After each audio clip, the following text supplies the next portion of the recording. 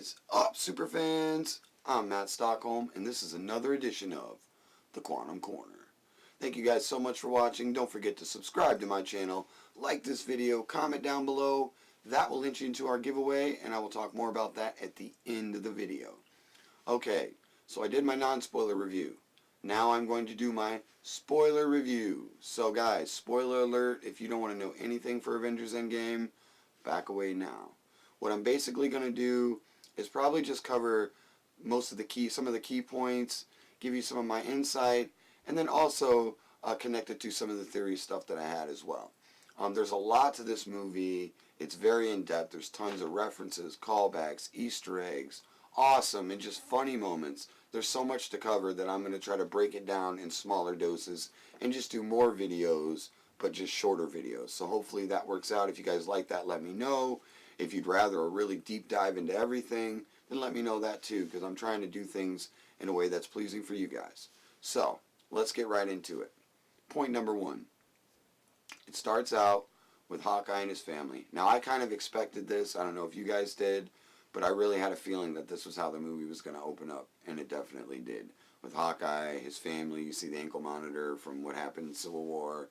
You know, he's showing his daughter how to shoot the bow, and before he can even turn around, poof, dusted. And this kind of sends him downward spiral on the path to become Ronin and just basically a vicious executioner going after the Yakuza, the cartel, and all that kind of stuff. And you can tell through the movie, like, he's really hurting and just, you know, he's broken and just devastated from all this. And I can't blame him. If it was my family, who's to say that I wouldn't go off the edge? So you don't know until you're in those shoes.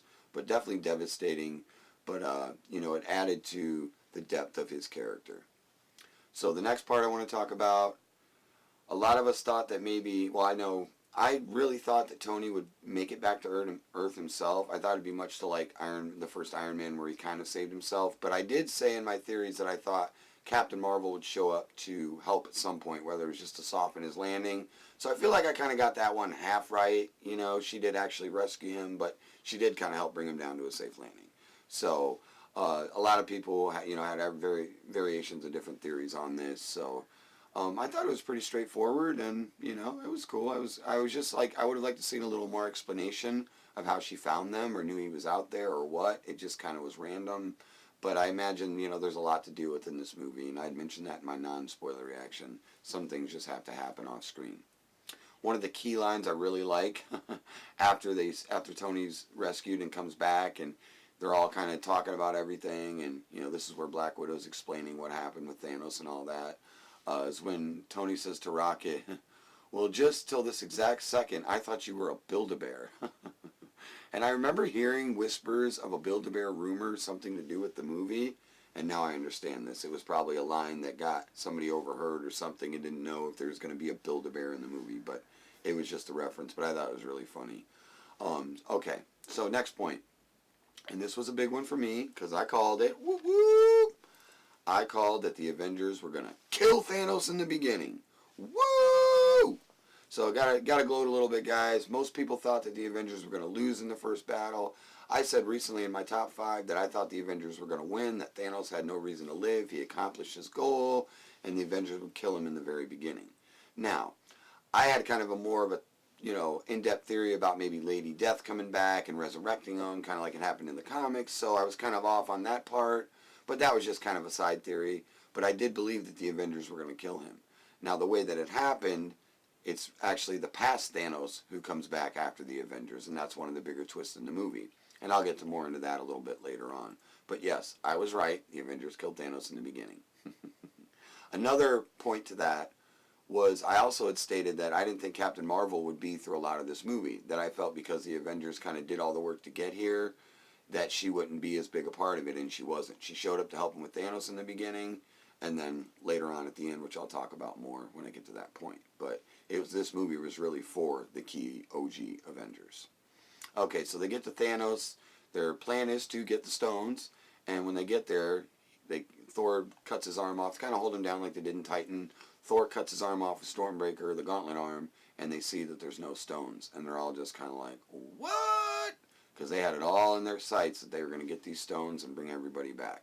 So basically, everybody kind of goes on a tear run. Everybody's just depressed. Cap's doing his group things, and Black Widow's actually now leading kind of like the Shield or the Avengers, whatever's left of it. So everybody finds, whatever their purpose is. Thor takes off to kind of go with set up New Asgardia and all that. Another thing I called out, I said Ant-Man would not show up until after the time jump. Whoop whoop. And guess what? He didn't. So a lot of people believe due to Black Widow's hair that it would be more of like a 2-year time jump, but a while back there were rumors of it being a 5-year time jump and Ant-Man's daughter and all those kind of things. So it was true that it was a 5-year time jump. The only real issue I had with Ant-Man coming out of the quantum realm was the rat. Basically, it was a rat that fiddled around on the machine because all of his stuff was like in storage, the van and whatever, and activated the quantum realm to bring him back. I thought that was a little bit lazy. I wasn't too keen on that. I thought they could have come up with a more creative way to bring him back. So that was I was a little bit of a for me. But, I mean, it's funny, whatever. Going back to Black Widow, the scene where she's talking with Okoye and Rhodey and Captain Marvel and kind of like Rocket, and they're all kind of spread out in different areas of the universe or planet or whatever. And Okoye talks about an underwater earthquake that happens in the Wakanda African area. Now, to me, this seems directly like an Easter egg reference to Namor the Submariner. What? There's been a lot of rumors swarming Namor coming to the MCU, and I believe that this could even more so lead to Black Panther 2 being his arrival. So we'll have to kind of wait and see how things shake out, but I think this is a real possibility. And judging by that Easter egg, which I do believe it's an Easter egg in the movie, I think it's pointing directly to that. So we'll have to see. Okay, so they're coming up with the plan. Ant-Man comes back, which Tony at first is a little reluctant. He doesn't want to help him. He's got his daughter now. It's 5 years later. He's got a little girl who's probably just under 5. Him and Pepper kind of have their thing. He doesn't want to lose that, so he's a little reluctant to help. So they go after who? Banner, or now Professor Hulk. This is a really cool scene in the diner. You see, I believe what's more, the Russo kids kind of come up to get his autograph, and they have a funny little scene with Ant-Man where they don't want Ant-Man's autograph. He's not really like well-known or famous. And seeing the Hulk in this state is kind of cool because he's like Banner, but he's also kind of funny and like the Hulk, but he's not that total enraged Hulk. I definitely thought this was cool. The only thing I didn't like was, again, they didn't really give you a lot about it. It was just basically him saying that he spent 18 months in the Gavin lab after being defeated by Thanos and kind of blaming himself and always trying to hide the Hulk as a disease. He decided this time to just bring him out. And so now they're basically a team connected as one being. So I thought it was cool. I just didn't like that we didn't get more explanation or any kind of scene affiliated to it. Okay, so the Avengers, as many had guessed, will use the quantum realm to collect the stones and build their own gauntlet. I was really surprised that a lot of the stuff in the trailers was actually in the movie. I mean, certain things they maybe did a little differently or kind of cut a little differently, but for the most part, a lot of what we saw was the good part of the first 15-20 minutes and even some more into the movie. So it really was on point with what we thought, which is a big, in a sense, one that I kind of dropped the ball because I was an advocator that they were just misleading us, and I really thought that they would have a better twist to what they were doing. And really it wasn't. It was, I'm surprised that the Stark Gauntlet toy that came out, and there was the Stark Gauntlet, and it was collecting the stones. I thought maybe it'd be like collecting the essence of the stones or something, but they really did. That's what the gist of it was. They really gave us that in the trailer, and that's what it was. The only thing, again, they build the Stark Gauntlet, but you don't really know, is it the leftover metal from Thanos? Is it this? Is it that? They don't really give you an explanation. They just kind of show the gauntlet. So another little thing I had issue with it. Okay, so back to collecting the team, which I wanted to bring this point up before, so sorry about that. Thor. They go after Thor to get him to help. They go to New Asgardia, and you see a very fat, overweight, blubberly Thor. And I love Tony's comment to him where he calls him the Big Lebowski, because that is right on point with about what he looks like. So this was a little disappointing for me, seeing Thor in this shape, and it was just kind of like a little too far, I thought. But it had its moments. I mean, he was trying to redeem himself. He was severely depressed. He was crushed over the stuff. But I do like that later on in the movie, when he's jumping through time and going to get the ether, that he opens his hand and he finds that he is worthy of Mjolnir. And he actually takes Mjolnir with him. So, to the next point. Thanos finds out there's this stuff between Nebula in the past and Nebula in the future. Thanos basically finds out about the Avengers plan, uses the past Nebula to trick as like a Trojan horse sent into the Avengers, and basically let them collect all the stones, and then he dives in, destroys HQ, and wants to take the stones for himself, which leads him to his other plan now, because he sees that by destroying half of creation, the other half was so worried about what they lost, they didn't worry about what they gained. So now he's talking about wiping out pretty much everybody, but I don't know if it's just like children or using the gauntlet to begin a new race. I don't know exactly what he was saying with that, but starting over from scratch so that the people left don't know what they lost. Okay, so one of the greatest moments and best scenes is when the three Avengers come down, Stark, Thor, and Cap, and they go square up with Thanos, and we get to see one of the most amazing moments in comic book movie history. Captain America wields Mjolnir! Woo! Awesome point. I thought he did a heck of a job when he was just him and Thanos going at it for a minute.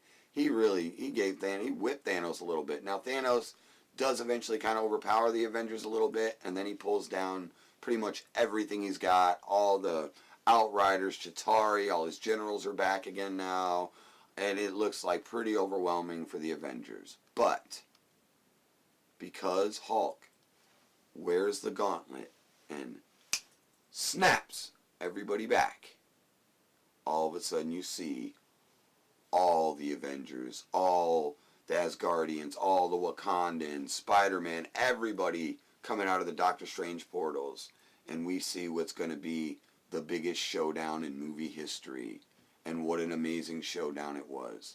My only little, again, quirk on this was we didn't really get to see Doctor Strange doing anything behind the scenes. We didn't really get to see what happened. It's just kind of like Bruce snaps, it looks like everything's okay, Thanos attacks, everything's chaotic, and then they show up. But it is a pretty good moment. And then we also get Captain Marvel shows up. They start to get a little overwhelmed. Thanos is raining fire.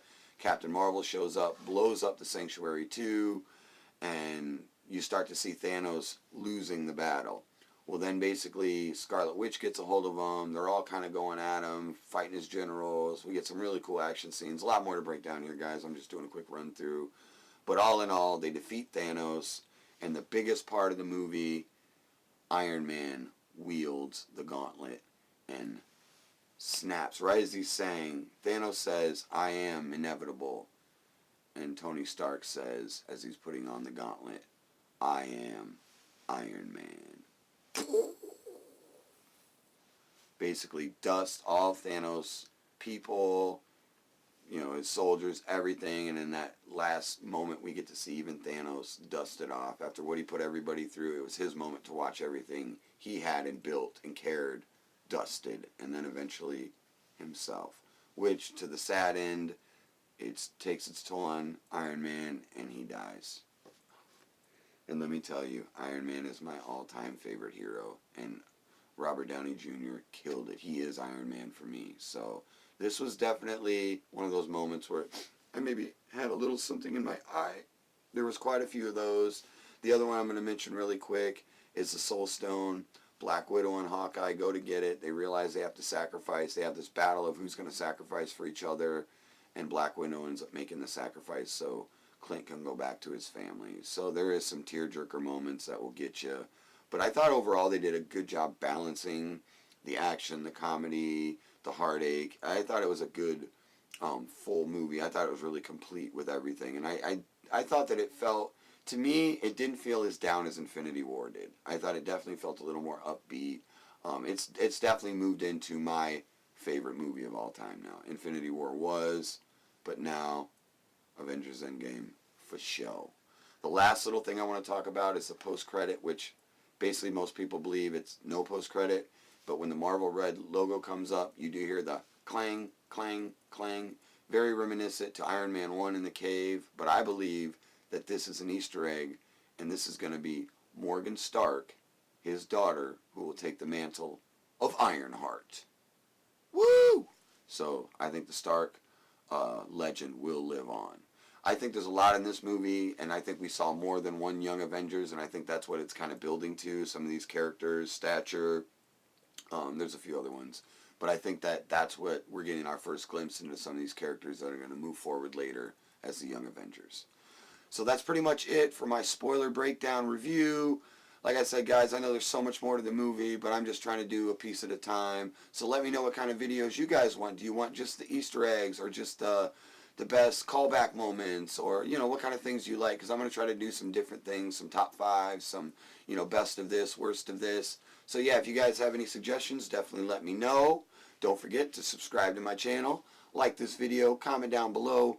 That will get you into the giveaway, and our next giveaway prize is at 200. So keep watching, keep sharing, keep paying attention, guys. For the Quantum Corner, I'm Matt Stockholm saying, stay super, everybody, and love you 3000. R.I.P. Tony Stark.